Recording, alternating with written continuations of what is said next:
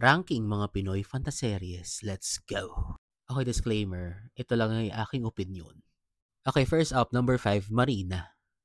Well, Marina is the first fantasy in the Philippines. And during yung pinapalabas to, grabe yung impact na to sa pop culture eh. Ewan ko ba, yung pinapalabas to, yung mga ibang teacher tinatawag ng ibang estudyante na Dugong at Kuruto. Number 4 sa ating listahan na itong Lobo. Kasi nga, diba, para itong Twilight eh. May mga vampires, may mga wolf din. Umabot pa siya ng immortal. Umabot pa siya ng lalo na sangre. Kasama ba yung lalo na sangre? Anyhow, number 3, Mulawin. Angel Locsin ulit. Grabe naman din kasi impact ng Mulawin. Theme song pa lang ng Mulawin, panalong-panalo na. And also, Mulawin paved the way dito sa ating number 1.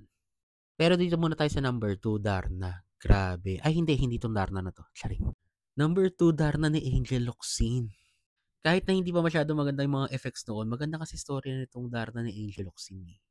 Ang iconic din ng mga kalaban niya. And Alessandra De Rossi as Valentina. Magaling. Aba, syempre, ang ating number 1, Encantadia. From 2005 until now, Encantadia is still here. 20 years ago.